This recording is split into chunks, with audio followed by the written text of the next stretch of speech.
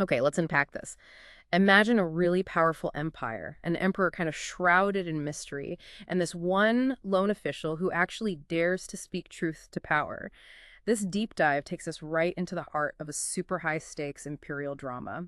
It's a tale of defiance, yeah, but Okay. also cunning and these surprising twists of fate that, can shape a whole dynasty. Today, we're diving into a fascinating collection of sources detailing a really pivotal moment in Chinese imperial history. We're talking about the final days of the Jia Emperor and the fate of this extraordinary official named Hai Rui. Our mission, well, it's to extract the hidden meanings, find the surprising facts, and maybe get those aha moments from this intense narrative. We want to reveal the complex interplay of power, politics, and personality in the imperial court. And it all really begins with Hairui. He was this incredibly fearless official who took a truly audacious step. He submitted a memorial to the emperor. Right. And a memorial, for anyone unfamiliar, is basically an official document or report or petition to the ruler. Exactly. But this one, this wasn't just any document. It was so blunt, so critical. It was seen as an act of great disrespect to the ruler and his father. Which, in imperial China, that kind of direct criticism, that's a capital crime, Hmm. punishable by death. Yeah. It was incredibly perilous. Absolutely. This memorial basically accused the Jiajing emperor of, well, neglecting his duties, focusing too much on Taoist rituals instead of actually governing. He even implied the emperor was acting like a bad son, which is a huge insult in Confucian terms. It wasn't just audacious. It was bordering on treason. So after this bombshell drops, the imperial court finds itself in a really difficult position, right? They have to figure out how to handle this, essentially putting Hairui on trial, but he's not even there. Mm-hmm. Picture the scene. The Grand Hall, packed with COP officials, led by Grand Secretary Zhu Ji, he's the chief minister, very powerful.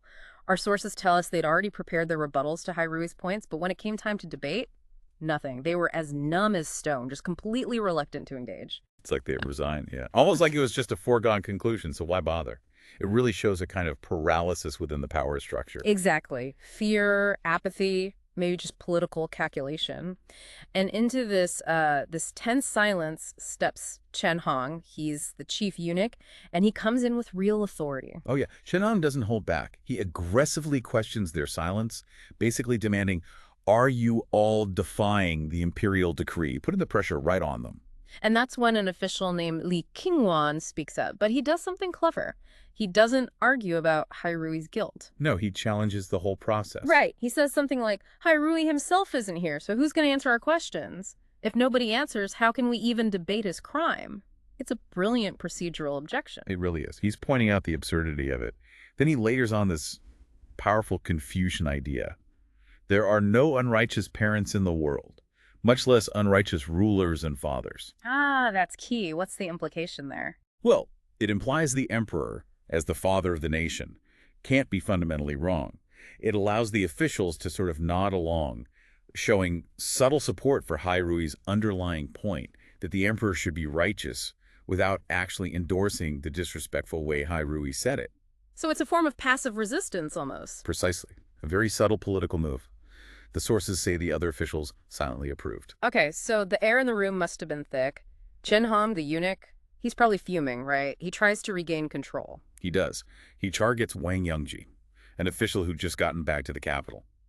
Chen Hong accuses him of basically conspiring with Hairui. How? What's the evidence? The evidence is that Wang Yongji submitted his own memorial, but it's about corruption in the mining sector involving eunuchs instead of being a rebuttal against Hairui. So, guilt by association, essentially. Classic tactic. But Wang Yangji doesn't just roll over. Not at all. His response is stunning. He fires back, I serve as an official of the Great Ming and have no need for Grand Eunuch Chen to approve or disapprove of me. The many officials of the Great Ming are not made petty men by Grand Eunuch Chen's word. Wow. That's incredibly bold. Directly challenging a powerful eunuch like that. It sends shockwaves. The text says almost everyone, even the other high-ranking eunuchs from the director to ceremonial, they all simultaneously sat upright in their seats. Just pure shock. You can imagine courage like that was rare. Extremely rare and extremely dangerous. And the consequence was immediate, wasn't it? Swift and brutal. Wang Yangji is arrested right then and there by the security forces. And as they're dragging him out? He shouts out to Grand Secretary Zhu Ji, trying to get his memorial about the mining corruption noticed, leaving it there on the ground. a very dramatic, defiant exit. It just highlights the stakes. Speak out and you could lose everything instantly. Absolutely. But the drama, it wasn't over. The emperor himself, Ji Jing, even though he's getting sicker, starts playing this really elaborate high-stakes game. Right. His health is failing. He's asking for the famous doctor, Li Shizhen. Yes, but then he sends out these 2 imperial edicts, each with just 2 characters on them. Very mysterious. What were they? The first one said, good rain. Yeah. Second said, bright moon. Minyo. Good rain. Bright moon.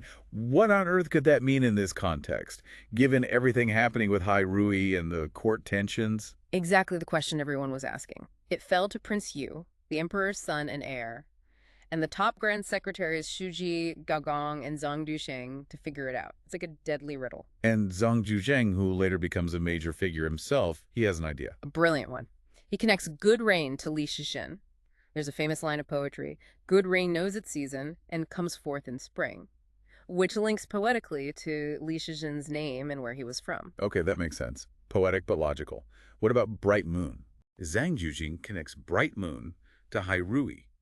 He cites another poetic phrase, the bright moon rises over the sea, Hiki, to a Hasham Mingye. Hai Rui's name, Zhong Rui, sounds similar to Famo or Hai Si, and the phrase contains Yi, Mingyi, bright moon. So on the surface, it seems like the emperor is just poetically referring to the doctor he wants and the official causing all the trouble, almost benign. That's what Zhang Yuzheng suggests. But Zhuji, the senior grand secretary, the master strategist, he sees something much darker. Oh, how does he interpret bright moon?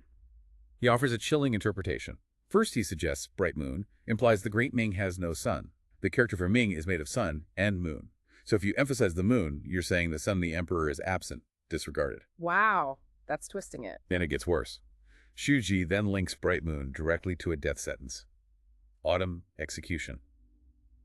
The reasoning is complex, tied to seasonal symbolism and imperial anger. Essentially, Shuji argues the emperor is furious and wants Hai Rui dead. That's quite a leap from a poetic phrase, but it plays on the emperor's known paranoia, right? Exactly. Zhuji knew how to read the emperor's moods and fears. His interpretation weaponizes the ambiguity. So, armed with this terrifying interpretation, how do Zhu Ji and the other grand secretaries proceed? They want to save Hai Rui, don't they? Or some of them do. Their plan is incredibly cunning, almost counterintuitive. They decide to lean into Zhu Ji's interpretation. They will officially sentence Hai Rui to death by autumn execution. Wait, they sentence him to death to save him. How does that work? It's about manipulating the emperor's psychology. Their thinking was, if we, his top ministers, condemn Hai Rui, then the emperor, wanting to show his ultimate authority and perhaps a final act of benevolence, might step in and pardon him. Reverse psychology on an imperial scale. Force the emperor's hand towards mercy by being harsh themselves. Precisely. It's a high-risk gamble on understanding Ji Jing's desire to have the final say, especially in matters of life and death. And the timing of when they present this decision to the emperor is also crucial, isn't it? It's extremely strategic. They present Ji Jing with 2 memorials around the same time. One has good news, 100,000 bolts of cotton secured for the northern border troops. Happy news. Okay.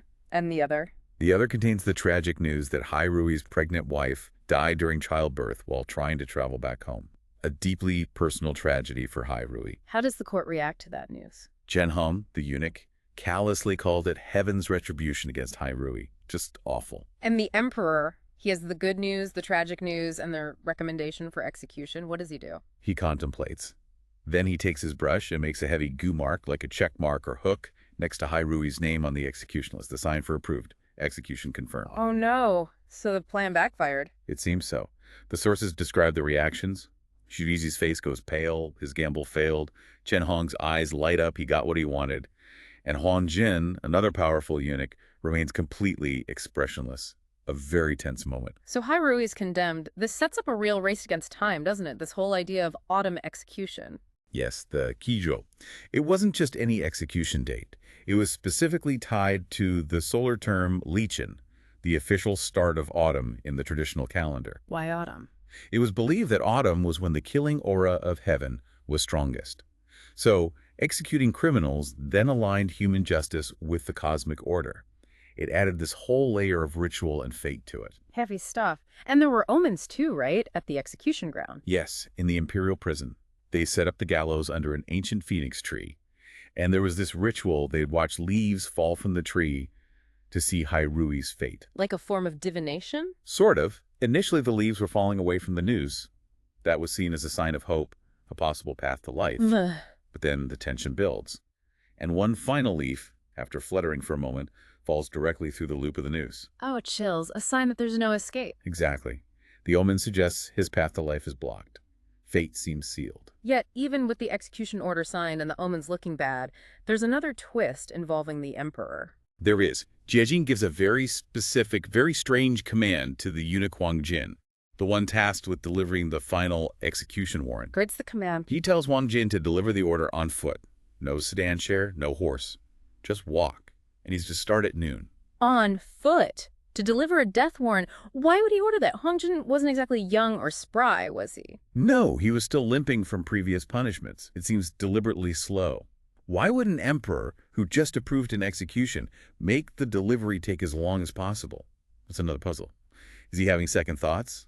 Is it another test? So Huang Jin sets off, walking slowly while the clock is ticking at the prison. Precisely. The execution is scheduled for Chi'anke, which is around 3 p.m., the most ritually significant time.